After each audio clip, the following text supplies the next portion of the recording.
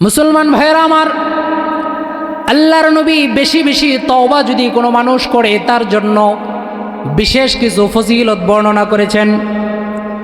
আল্লাহ পাক রব্বুল আলামিন তার নবীর মাধ্যমে জানায় দেয়, قال رسول الله صلى الله عليه وسلم من لزم الاستغفار, যেই ব্যক্তির ভিতরে বেশি বেশি তওবা এবং ইস্তিগফারের আমল থাকবে আল্লাহ পাক রব্বুল আলামিন তাকে 5টা পুরস্কার দান করবেন। জুড়ে বলেন কয়টা?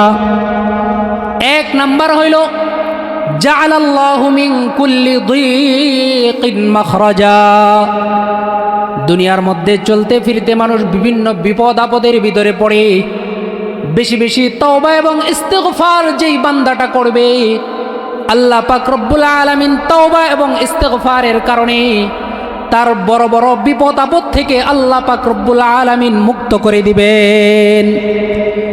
আল্লাহর নবী 2 নম্বরে বলতেছেন ওয়া মিন কুল্লি হাম্মিন ফারাজা, দুনিয়ায় চলতে ফিরতে মানুষ টেনশনের মধ্যে পড়ে কিনা বলেন, বিভিন্ন পেরেশানির মধ্যে পড়ে, আল্লাহর নবী বলে তওবা এবং ইস্তিগফার করলে আল্লাহ তাআলা সকল প্রকার পেরেশানি থেকে মুক্ত করে দিবেন।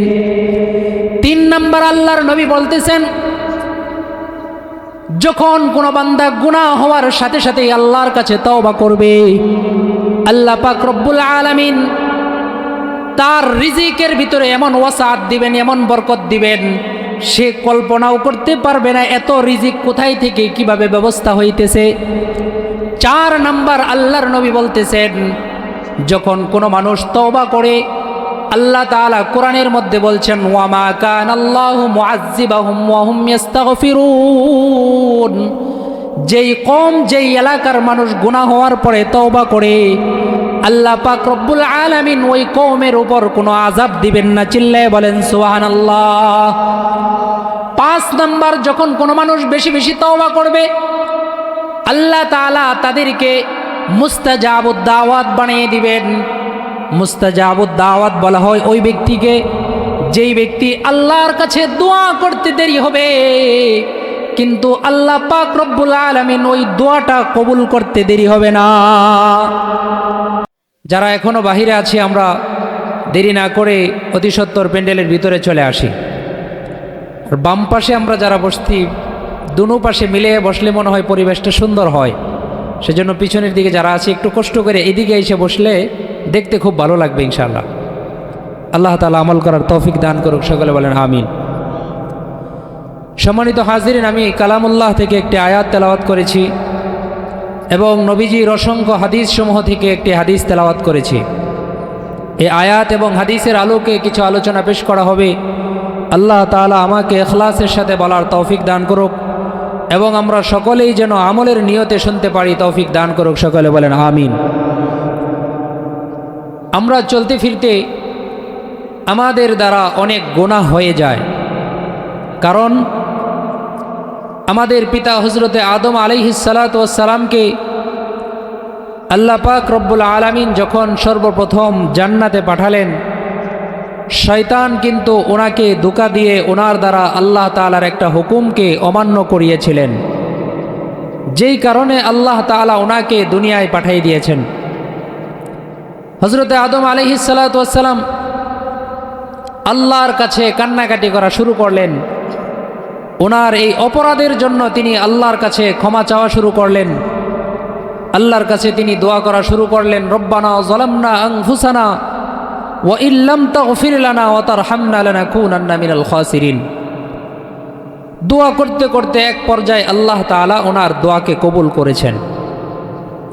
শয়তান কিন্তু আল্লাহর কাছ থেকে প্রতিজ্ঞাবদ্ধ হয়ে আসছেন যে আল্লাহ, আমি এত ইবাদত করার পরেও তুমি যেহেতু আমাকে মারদুদ শয়তান চিরকালের জন্য তুমি আমাকে বিতাড়িত করে দিলা, আল্লাহ তুমি আমাকে যেই ক্ষমতাগুলো দিয়েছ এই ক্ষমতা দিয়া তোমার যত বান্দা বান্দিরা আছে তাদেরকে ধোঁকা দিয়া দিয়া আমি জান্নাতের রাস্তা থেকে সরাইয়া আমি জাহান্নামের রাস্তায় নিয়ে যাব। জোরে বলেন নাউজুবিল্লাহ। আল্লাহ তাআলাও সেদিন শয়তানের সাথে এই চ্যালেঞ্জের মোকাবেলায় বলেছিলেন, ও ইবলিস শয়তান, তুমি আমার একজন বান্দাকে ধোঁকা দিতে দিতে দিতে দিতে তার পুরা জীবনটা গুনাহের কাজ করাবা, মৃত্যুর আগ মুহূর্তে যদি আমার বান্দা আমি আল্লাহর কাছে খাঁটি দিলে তওবা করে, আমি আল্লাহ বান্দার সমস্ত জীবনের গুনাহগুলোকে মাফ করে তাকে জান্নাতের ফয়সালা করে দিব। চিল্লায় বলেন সুবহানাল্লাহ। মানুষ এই শব্দের আরবি হলো ইনসান। ইনসান শব্দটা নাসিয়াতুন থেকে আসছে। নাসিয়াতুন মানে ভুলে যাওয়া। মানুষের থেকে ভুল হবে এটাই স্বাভাবিক, কিন্তু ভুল হওয়ার পরে আল্লাহ তাআলা বান্দার ভুলকে শুধরানোর জন্য সিস্টেম বলে দিয়েছেন। বান্দাকে তার ভুল, তার অপরাধ ক্ষমা করার জন্য আল্লাহ তাআলা কৌশল, নিয়ম শিখাই দিয়েছেন। সেজন্য আমাদের দ্বারা যখনই কোনো গুনাহ হয়ে যাবে, সাথে সাথে আল্লাহর কাছে তওবা করে আমাদের গুনাহকে ক্ষমা করে নিতে হবে। আল্লাহ পাক রব্বুল আলামিন কালামে হাকিমের ভিতরে ইরশাদ করেন, ইয়া আইয়ুহাল্লাযীনা আমানু তুবু ইলাল্লাহি তাওবাতান নাসুহা। আল্লাহ জাল্লা শানুহু কালামে হাকিমের ভিতরে দুনিয়ার সমস্ত বান্দাদেরকে লক্ষ্য করে বলেন, তুবু ইলাল্লাহি তাওবাতান নাসুহা। ও দুনিয়ার বান্দা বান্দিরা শোনো, ও দুনিয়ার ইমানদার ব্যক্তিরা শোনো, তোমাদের দ্বারা যখন কোনো গুনাহ হয়ে যাবে, তোমাদের দ্বারা যখন কোনো অপরাধ হয়ে যাবে, অপরাধ হওয়ার সাথে সাথে তুবু ইলাল্লাহ, তোমরা আমি আল্লাহ পাকের কাছে তওবা করো, ইস্তেগফার পড়ো, কারণ আমি আল্লাহ হইলাম ক্ষমাশীল। তোমরা অপরাধ করার পরে খাঁটি দিলে যদি তুমি আল্লাহর কাছে তওবা করো, আমি আল্লাহ তোমাদের গুনাহগুলোকে ক্ষমা করে দেওয়ার জন্য প্রস্তুত আছি। চিল্লায়ে বলেন সুবহানাল্লাহ। মুসলমান ভাইরা আমার, একজন গুনাহগার বান্দা গুনাহ করার পরে যখন তার অনুতপ্ত হয়, গুনার জন্য সে লজ্জিত হয়, এই গুনাহগার ব্যক্তি যখন আল্লাহর কাছে তওবা করে, ক্ষমা প্রার্থনা করে, আল্লাহ পাক রব্বুল আলামিন এই গুনাহগার ব্যক্তির প্রতি কি পরিমাণ খুশি হয়। তিরমিজি শরীফের হাদিসের ভিতরে আল্লাহর নবী বর্ণনা করেন, কোনো মানুষ যদি কোথাও সফরে যাওয়ার জন্য সরু সামান নিয়ে, টাকা পয়সা নিয়ে, সব কিছু নিয়ে একটা বাহনের উপর নেয়, বাহনের উপর তার সমস্ত আসবাবপত্র নিয়ে সফর করা শুরু করে দেয়। সফর করতে করতে লোকটা যখন একটা মরুভূমির মধ্যে চলে যায়, মরুভূমির ভিতরে যাওয়ার পর ক্লান্ত শরীর নিয়ে লোকটা ঘুমিয়ে যায়। এমন সময় ঘুম থেকে ওঠার পর যদি তার ওই বাহনটা ওই জায়গায় খুঁজে না পায়, বাহনের উপর তার যত সরু সামান আছে সমস্ত সরু সামানগুলো বাহন সহ হারাইয়া যায়। লোকটা 2 দিন 3 দিন পর্যন্ত তার বাহনটা খুঁজতে থাকে। 3 দিন পর্যন্ত বাহনটা খোঁজার পরেও যদি তার বাহনটা খুঁজে না পায়, বলেন তো দেখি লোকটা কি পরিমাণ পেরেশান হবে। মরুভূমির মধ্যে কোনো লোকজন নাই, যাতায়াতের কোনো ব্যবস্থা নাই, যোগাযোগের কোনো ব্যবস্থা নাই। 2 দিন অনাহার হওয়া অবস্থায়, 2-3 দিন অনাহার অবস্থায় লোকটা মৃত্যু শয্যায় শায়িত হয়ে যায়। এমন সময় যদি সে তার ওই বাহনটাকে খুঁজে পায়, কি পরিমাণ খুশি হবে। আল্লাহর নবী হাদিসে পাকের ভিতরে ইরশাদ করে বলেন, একজন গুনাহগার বান্দা গুনাহ করার পরে যদি আল্লাহর কাছে বান্দা তওবা করে, খাঁটি দিলে তওবা করে, আল্লাহ পাক রব্বুল আলামিন ওই হারানো বাহন ফিরে পাইলে যেই পরিমাণ খুশি হয়, আল্লাহ তাআলা গুনাহগার বান্দা তওবা করলে তার চেয়েও আরো বহু গুণ বেশি খুশি হয়। জোরে বলেন সুবহানাল্লাহ। সেজন্য গুনাহ যখনই হয়ে যাবে, গুনাহ হওয়ার সাথে সাথে আল্লাহর কাছে তওবা করতে হবে। আল্লাহর নবী হাদিসের ভিতরে ইরশাদ করেন, قال رسول الله صلى الله عليه وسلم كل بني آدم خطاء وخير الخطائين التوابون। আল্লাহর নবী বলেন, দুনিয়ার সমস্ত বনি আদম গুনাহকারী, অপরাধকারী, কিন্তু এই অপরাধীদের মধ্যে আল্লাহর কাছে ওই অপরাধী হইল সব থেকে পছন্দনীয়, যেই অপরাধী অপরাধ করার পরে আল্লাহর কাছে তওবা করে। হাসান বসরি রাহিমাহুল্লাহ তাআলার কাছে এক লোক আসছে, আয়েশা বলতেছে, হুজুর আমি তো খুব বিপদের মধ্যে আছি, বিপদ থেকে মুক্ত হওয়ার জন্য আমাকে একটা আমল বলে দেন। হাসান বসরি লোকটাকে ডাক দিয়ে বলে, যাও যাও, তুমি বাড়িতে গিয়ে বেশি বেশি তওবা করো, বেশি বেশি ইস্তেগফার পাঠ করো, আল্লাহ তাআলা তোমার বিপদকে দূর করে দিবেন। কিছুক্ষণ পর আরেকজন লোক আসছে, আয়েশা বলতেছে, ওগো হুজুর, আমার পরিবারের লোকজন অসুস্থ থাকে, আমাকে একটা আমল বলে দেন। হাসান বসরি বলতেছে, যাও যাও, তুমি বেশি বেশি ইস্তেগফার পড়ো, ইস্তেগফারের দ্বারাই আল্লাহ তাআলা তোমার সুস্থতার ব্যবস্থা করে দিবেন। আরেকজন আয়েশা বলতেছে, বৃষ্টি হইতেছে না, বৃষ্টির কারণে পশু পাখিগুলো কষ্ট পাইতেছে, ফসলগুলো নষ্ট হয়ে যাইতেছে। হাসান বসরি বলে, যাও যাও, বেশি বেশি ইস্তেগফার পাঠ করো। এবার হাসান বসরির এক ছাত্র তাকে লক্ষ্য করে বলে, ওগো হুজুর, যেই সমস্যার জন্যই আসে আপনি সমাধান দেন, একটা কারণ তো বুঝলাম না। এবার হাসান বসরি তার ছাত্রকে ডাক দিয়ে বলে, এটা তো আল্লাহ তাআলাই কোরআনের ভিতরে বলে দিয়েছেন, ফাকুলতু আস্তাগফিরু রাব্বাকুম ইন্নাহু কানা গফফারা। আল্লাহ পাক রব্বুল আলামিন কোরআনের ভিতরে বলে দিয়েছেন, নবী নূহ আলাইহিস সালাতু ওয়াস সালাম তার উম্মতদেরকে ডাক দিয়ে বলেছেন, ইস্তাগফিরু রাব্বাকুম, ও আমার উম্মতেরা, তোমরা বেশি বেশি আল্লাহর কাছে ইস্তেগফার পড়ো, কারণ হইল ইন্নাহু কানা গফফারা, আল্লাহ তাআলা হইল ক্ষমাশীল। আল্লাহ তাআলা কোরআনের ভিতরে বলতেছেন, যখন বান্দাদের উপর বিভিন্ন বিপদ আপদ আসে, তার মানে বুঝতে হবে বান্দারা গুনার মধ্যে লিপ্ত হয়ে গেছে। বান্দারা যখন গুনার মধ্যে লিপ্ত হয়, আল্লাহ তাআলা তাদের উপর বিভিন্ন আযাব দান করে, বৃষ্টি বন্ধ করে দেয়, ফসল নষ্ট করে দেয়, বিভিন্ন বিপদ আপদ, ভূমিকম্পের মতো বড় বড় আযাব আল্লাহ তাআলা দেয়। এর একমাত্র কারণ হইল যাহারাল ফাসাদু ফিল বাররি ওয়াল বাহরি বিমা কাসাবাত আইদিন নাস। জলে এবং স্থলে যত তোমরা সমস্যা দেখো, যত মুসিবত দেখো, এগুলো বান্দা তার নিজ হাতে কামাই করছে। বান্দা গুনাহ করার কারণেই আল্লাহ তাআলা বিভিন্ন ধরনের আযাব দিয়ে থাকেন।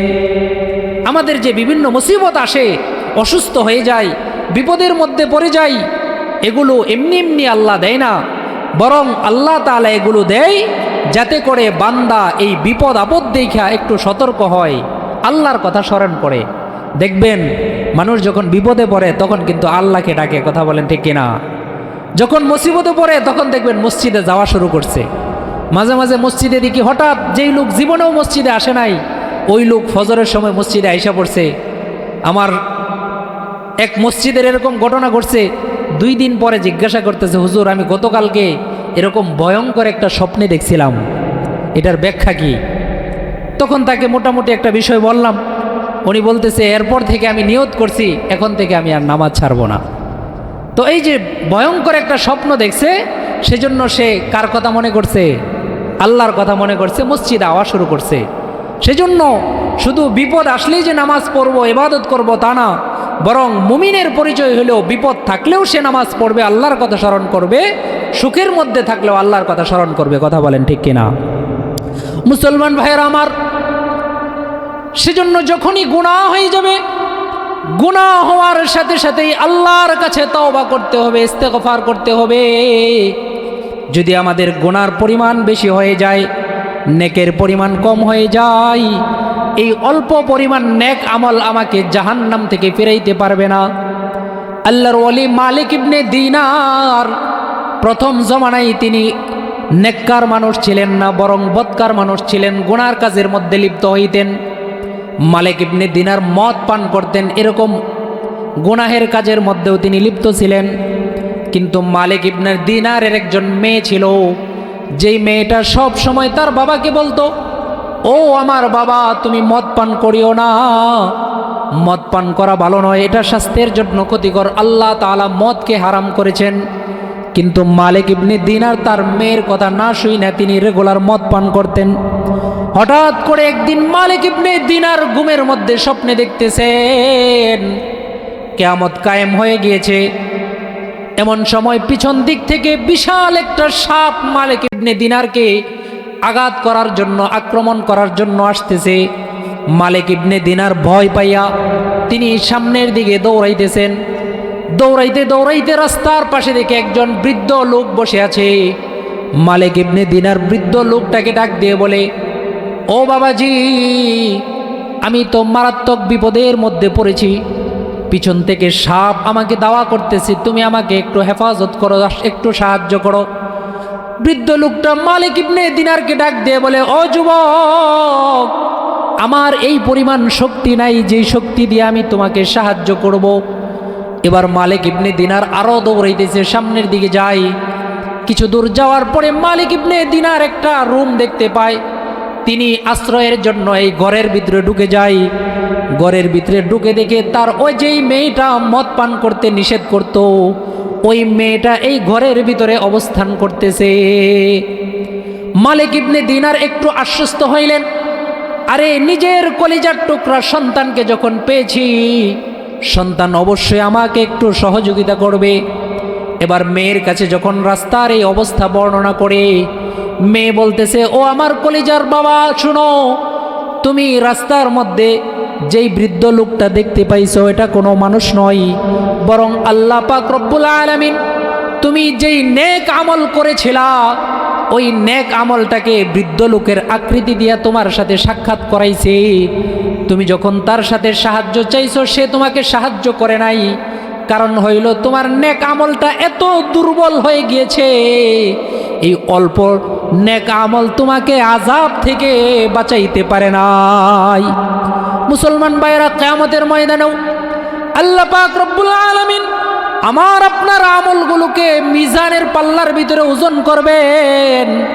আমার আপনার গুনার পাল্লা যদি ভারী হয়ে যায়, নেকের পাল্লা যদি হালকা হয়ে যায়, তাহলে সেই দিন ওই অল্প নেক আমল আমাকে জাহান্নাম থেকে বাঁচাইতে পারবে না। কথা বলেন ঠিক কিনা?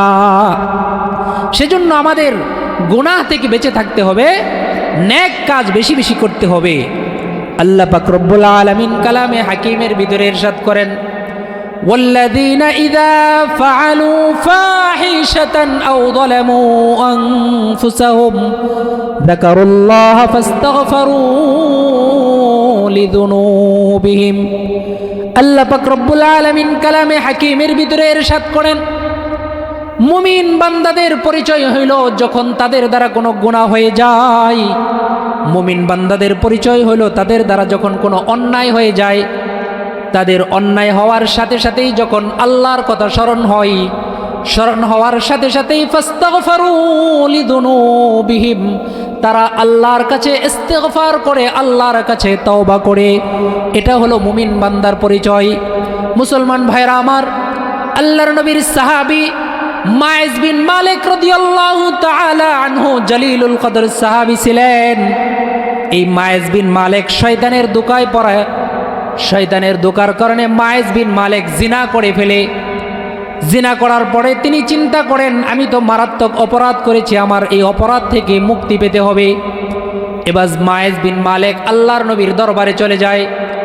আল্লাহর নবীর কাছে মাইজ বিন মালিক গিয়ে বলে, ইয়া রাসূলুল্লাহ, ইয়া হাবিবাল্লাহ, আমি জিনা করে ফেলেছি, তাহেরনি, শাস্তি দিয়ে আল্লাহর নবী আমাকে পবিত্র করেন। আল্লাহর নবী কয়, যাও যাও মায়েজ, তুমি বাড়িতে গিয়ে আল্লাহর কাছে তওবা করো। মায়েজ বিন মালিক পরের দিন আল্লাহর নবীর কাছে আবার আসছে।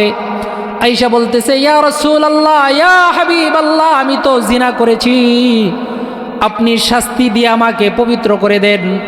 আল্লাহর নবী বলে, যাও যাও আল্লাহর কাছে তুমি তওবা করো। তৃতীয়বার আসছে আল্লাহর নবী, তৃতীয়বারও মায়েজ বিন মালিককে ফিরিয়ে দেয়। এবার মায়েজ বিন মালিক মনে মনে চিন্তা করে, আল্লাহর নবী হয়তো বুঝতে পারতেছেন আমি কি ধরনের অপরাধ করেছি, কারণ চোখের জিনাও তো জিনা, হাতের জিনাও জিনা। আল্লাহর নবী হয়তো মনে করতেছে আমি ছোট জিনা করেছি। মায়েজ বিন মালিক বলে, আজকে আমি নবীর কাছে গিয়ে আমি বিস্তারিতভাবে আমার ঘটনা বর্ণনা করব।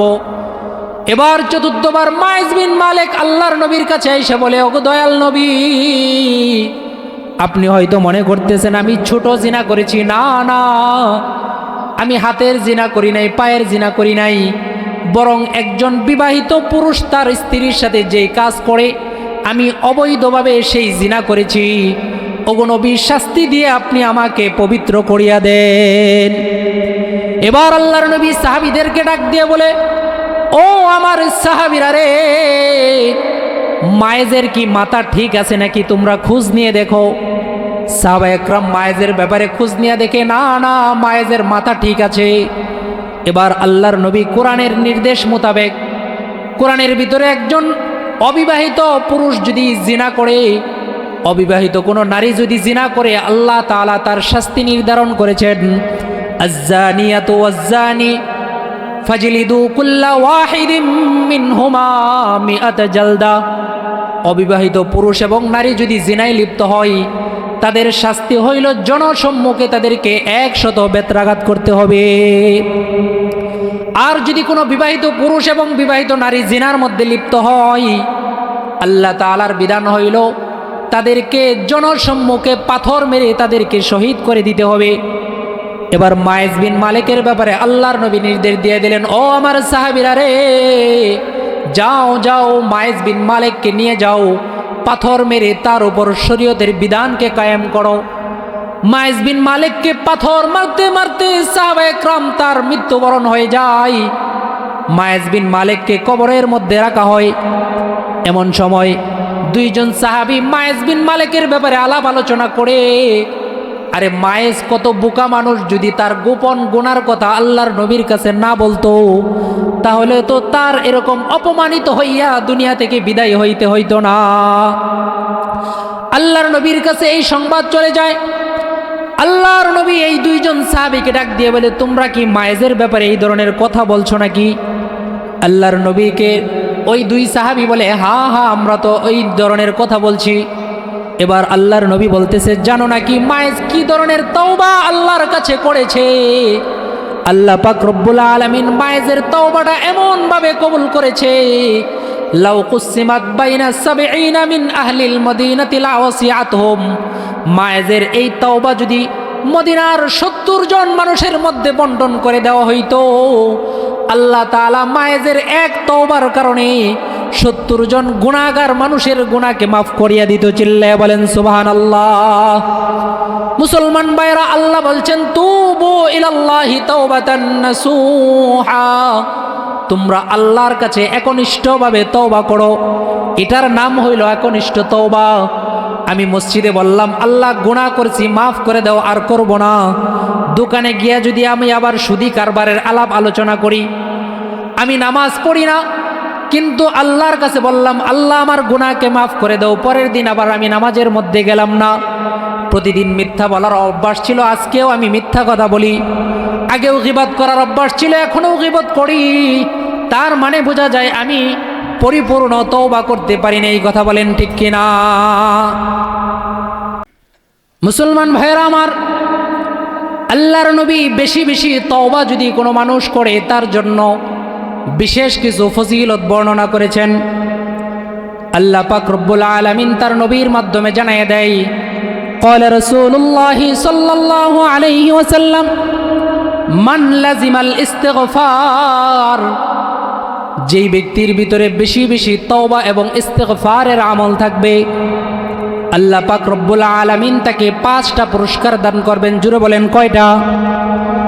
1 নাম্বার হইল, জাআলাল্লাহু মিন কুল্লি দীকিন মাখরাজা। দুনিয়ার মধ্যে চলতে ফিরতে মানুষ বিভিন্ন বিপদ আপদের ভিতরে পড়ে। বেশি বেশি তওবা এবং ইস্তিগফার যেই বান্দাটা করবে, আল্লাহ পাক রব্বুল আলামিন তওবা এবং ইস্তিগফারের কারণে তার বড় বড় বিপদ আপদ থেকে আল্লাহ পাক রব্বুল আলামিন মুক্ত করে দিবেন। আল্লাহর নবী 2 নম্বরে বলতেছেন, ওয়া মিন কুল্লি হাম্মিন ফারাজা। দুনিয়ায় চলতে ফিরতে মানুষ টেনশনের মধ্যে পড়ে কিনা বলেন? বিভিন্ন পেরেশানির মধ্যে পড়ে। আল্লাহর নবী বলে, তওবা এবং ইস্তিগফার করলে আল্লাহ তাআলা সকল প্রকার পেরেশানি থেকে মুক্ত করে দিবেন। 3 নম্বর আল্লাহর নবী বলতেছেন, যখন কোনো বান্দা গুনাহ হওয়ার সাথে সাথে আল্লাহর কাছে তওবা করবে, আল্লাহ পাক রব্বুল আলামিন তার রিজিকের ভিতরে এমন ওয়াসাআত দিবেন, এমন বরকত দিবেন, সে কল্পনাও করতে পারবে না এত রিজিক কোথায় থেকে কিভাবে ব্যবস্থা হইতেছে। 4 নাম্বার আল্লাহর নবী বলতেছেন, যখন কোনো মানুষ তওবা করে, আল্লাহ তাআলা কোরআনের মধ্যে বলছেন, ওয়ামা কানাল্লাহু মুআয্যিবাহুম ওয়া হুম ইস্তাগফিরুন। যেই কওম, যেই এলাকার মানুষ গুনাহ হওয়ার পরে তওবা করে, আল্লাহ পাক রব্বুল আলামিন ওই কওমের উপর কোনো আযাব দিবেন না। চিল্লায়ে বলেন সুবহানাল্লাহ। 5 নাম্বার, যখন কোনো মানুষ বেশি বেশি তওবা করবে, আল্লাহ তাআলা তাদেরকে মুস্তাজাবুদ দাওয়াত বানিয়ে দিবেন। মুস্তাজাবুদ দাওয়াত বলা হয় ওই ব্যক্তিকে, যেই ব্যক্তি আল্লাহর কাছে দোয়া করতে দেরি হবে, কিন্তু আল্লাহ পাক রব্বুল আলামিন ওই দোয়াটা কবুল করতে দেরি হবে না। প্রসিদ্ধ 4 মাযহাবের একজন ইমাম হলো আহমদ ইবনে হাম্বল। তিনি যুগশ্রেষ্ঠ আলেম ছিলেন, হাদিস বিশারদ ছিলেন। ইমাম আহমদ ইবনে হাম্বল কত বড় আলেম ছিলেন তার একটা কথা বলি। ওনার লিখিত একটা কিতাব হলো, কিতাবের নাম হলো মুসনাদে আহমদ ইবনে হাম্বল। এই কিতাবটা হলো 52 খণ্ডে। এই এক কিতাবের ভিতরে ইমামে আহমদ ইবনে হাম্বল প্রায় 50,000 হাদিস জমা করেছেন। চিল্লায়ে বলেন সুবহানাল্লাহ। মুসলমান ভাইরা আমার, ইমামে আহমদ ইবনে হাম্বল হাদিস সংগ্রহ করার জন্য বিভিন্ন জায়গায় ঘোরাঘুরি করতেন, বিভিন্ন জায়গায় সফর করতেন হাদিস সংগ্রহ করার জন্য। হঠাৎ করে একদিন সফরের মধ্যে রাত্র হয়ে যায়। ইমামে আহমদ ইবনে হাম্বল মনে মনে চিন্তা করেন, আজকের রাত্রটা একটা মসজিদের মধ্যে কাটাইয়ে দেই। ইমাম আহমদ ইবনে হাম্বল মসজিদের মধ্যে এশার নামাজ পড়ে যখন মসজিদে অবস্থান করতে চাইলেন, মসজিদের খাদেম যিনি ছিলেন তিনি তো চিনে না, ইনি হলেন যুগশ্রেষ্ঠ আলেম আহমদ ইবনে হাম্বল। ইমামে আহমদ ইবনে হাম্বলকে তিনি মসজিদে থাকতে দিলেন না, মসজিদ থেকে বের করে দিলেন। এবার তিনি নিরুপায় হয়ে একটা বাজারে চলে গেলেন। বাজারে গিয়ে দেখে এক পার্শ্বে একজন ব্যক্তি চুলার মধ্যে আগুন জ্বালাইয়া রুটি বানাইতেছে, রুটি বিক্রি করতেছে। ইমামে আহমদ ইবনে হাম্বল ওই রুটিওয়ালার কাছে গিয়ে বলে, ও ভাই, আজকের রাত্রটা আমি তোমার চুলার পাশে বসে বসে কাটাইতে চাই, অনুমতি দিবা নাকি? লোকটা বলতেছে, আপনি আমার চুলার পাশে বসবেন, আমার তো কোনো ক্ষতি নাই, বসেন। এবার ইমাম আহমদ ইবনে হাম্বল চুলার পাশে বইসা কিতাব খুইলা যখন হাদিস মুতাআলা করা শুরু করেছেন, এমন সময় একটা আশ্চর্য ঘটনা দেখলেন। এই রুটিওয়ালা ব্যক্তিটা যখন রুটি বানায় তখন তার জবান দিয়ে বলে আস্তাগফিরুল্লাহ। আবার যখন রুটি বানাইয়া চুলার উপরে দেয় তখন সে বলে আস্তাগফিরুল্লাহ। রুটি যখন কাস্টমারের হাতে দেয় তখনও তার জবান দিয়ে বলে আস্তাগফিরুল্লাহ। ইমামে আহমদ ইবনে হাম্বল এই রুটিওয়ালার আশ্চর্য ঘটনা দেখে তিনি অবাক হয়ে গেলেন। কি ব্যাপার, সব ক্ষেত্রে শুধু আস্তাগফিরুল্লাহ বলে, কারণ তো বুঝলাম না। ইমামে আহমদ ইবনে হাম্বল লোকটাকে ডাক দিয়ে বলে, ও ভাই, তোমাকে শুধু একটা আমলই করতে দেখতেছি, কারণটা কি বলো দেখি। এবার এই রুটিওয়ালা বলতেছে, আমি এই ছোট্ট একটা আমল করার কারণে আল্লাহ পাক রব্বুল আলামিন আমাকে মুস্তাজাবুদ দাওয়াত বানিয়ে দিয়েছেন। মুস্তাজাবুদ দাওয়াত হলো দোয়া করতে দেরি হয়, আল্লাহর কাছে দোয়া কবুল হইতে দেরি হয় না। ইমাম আহমদ ইবনে হাম্বল আশ্চর্য হয়ে বলে, হাল আনতা মুস্তাজাবুদ দাওয়াত, তুমি কি মুস্তাজাবুদ দাওয়াত মানে দোয়া করতে দেরি আল্লাহ কবুল করতে দেরি নেই? কয় হ্যাঁ। বলে তার মানে তুমি এই জিন্দিগিতে যত দোয়া করছো সব দোয়াই কি আল্লাহ কবুল করছে? লোকটা বলতেছে, হ্যাঁ, আমি জিন্দিগিতে যত দোয়া করছি সব দোয়া আল্লাহ কবুল করছে, কিন্তু একটা দোয়া এখনো পর্যন্ত কবুল করে নাই। আহমদ ইবনে হাম্বল আশ্চর্য হয়ে বলে, এটা তো তাহলে আরো জানা দরকার, কি এমন দোয়া সেই দোয়া এখনো পর্যন্ত কবুল হয় নাই? ইমামে আহমদ ইবনে হাম্বল লোকটাকে ডাক দিয়ে বলে, ও ভাই, এমন কি দোয়া আছে যেই দোয়াটা আল্লাহ তাআলা এখনো পর্যন্ত তোমার কবুল করে নাই? লোকটা ডাক দিয়ে চোখের পানি ছেড়ে দিয়ে বলে, আমি শুনেছি এই জমানার ভিতরে বড় একজন আলেম আছে যার নাম হইল আহমদ ইবনে হাম্বল। আমার মনের তামান্না, আমার মনের ইচ্ছা হইল মৃত্যুর আগে একবারের জন্য হইলেও আল্লাহ তাআলা যেন আমাকে আহমদ ইবনে হাম্বলের সাথে সাক্ষাৎ করায়। লোকটা চোখের পানি ছেড়ে দিয়ে বলে, যদি আমি আহমদ ইবনে হাম্বলের সাথে একবার সাক্ষাৎ করতে পারি তাহলে আমি তার কপালের মধ্যে চুমা খাবো, তাকে আমি জড়াইয়ে ধরবো। এবার ইমামে আহমদ ইবনে হাম্বল বসা থেকে দাঁড়ায় যায়, দাঁড়ায় বলে, তোমার চিন্তার কোনো কারণ নাই, আহমদ ইবনে হাম্বলের কাছে তোমার সাক্ষাৎ করার জন্য যাওয়ারও প্রয়োজন নাই, বরং আল্লাহ পাক রব্বুল আলামিন তোমার এই দোয়াটাকেও কবুল করেছেন। স্বয়ং আহমদ ইবনে হাম্বলকে আল্লাহ তাআলা তোমার সাথে সাক্ষাৎ করার জন্য পাঠিয়ে দিয়েছেন। চিল্লায়ে বলেন সুবহানাল্লাহ। সেজন্য ইস্তিগফার, সাধারণ শুধু ইস্তিগফারের আমল করার কারণে আল্লাহ তাআলা তাকে এত বড় একটা ফজিলত দান করছেন। বলেন তো দেখি, আমাদের কি গুনাহ হয় না? গুনাহ হয়, কিন্তু আমরা কয়বার ইস্তিগফার পাঠ করি দিনে? আমার আপনার নবী বিশ্বনবী মুহাম্মদ আরবি সাল্লাল্লাহু আলাইহি ওয়াসাল্লাম হাদিসের ভিতরে ইরশাদ করে বলেন, ওয়াল্লাহি ইন্নী লা আস্তাগফিরুল্লাহ কুল্লা ইয়াউমিন 70 মাররাতান ওয়া আতুবু ইলাইহি। আল্লাহর নবী বলতেছে, আমি আল্লাহর কসম খেয়ে বলি, আমি নবী প্রতিদিন আল্লাহর কাছে 70 বারের চেয়েও বেশি ইস্তেগফার পাঠ করি, তওবা করি। মুসলমান ভাইরা, যেই নবীর কোনো গুনাহ ছিল না, যেই নবীর কোনো অপরাধ ছিল না, যেই নবীর কোনো পাপ ছিল না, সেই নবী যদি দৈনিক 70 বারের চেয়েও বেশি আল্লাহর কাছে তওবা ইস্তেগফার পড়ে, আমার আপনার জিন্দেগিটা গুনাহে ভরপুর। বলেন তো দেখি, আমার কি কম পড়লে চলবে না, আরো বেশি পড়তে হবে? কিন্তু আমাদের পড়া দরকার বেশি, আমরা একবারও পড়ি না। কথা বলেন ঠিক কিনা? আল্লাহর নবী আরেক হাদিসের ভিতরে বলেন, قال رسول الله صلى الله عليه وسلم طوبى لمن وجد في صحيفته استغفارا كثيرا। কিয়ামতের ময়দানে যেই বান্দার আমলের ভিতরে বেশি বেশি তওবা এবং ইস্তেগফার পাওয়া যাবে, ওই বান্দাটা কতই না উত্তম, ওই বান্দাটা কতই না সফল কাম। চিল্লায়ে বলেন সুবহানাল্লাহ।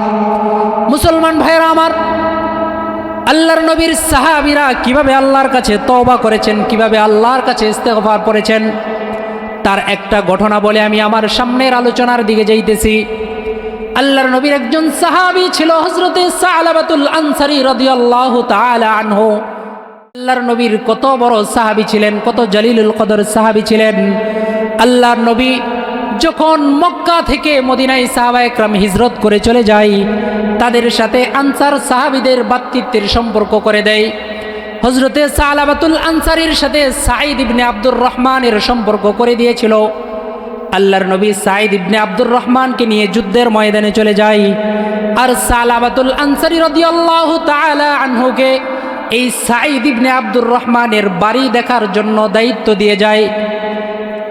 হযরতে সালাবাতুল আনসারী রাদিয়াল্লাহু তাআলা আনহু শয়তানের দোকায় পড়ে সাঈদ ইবনে আব্দুর রহমানের স্ত্রীর দিকে তার নজর চলে যায়।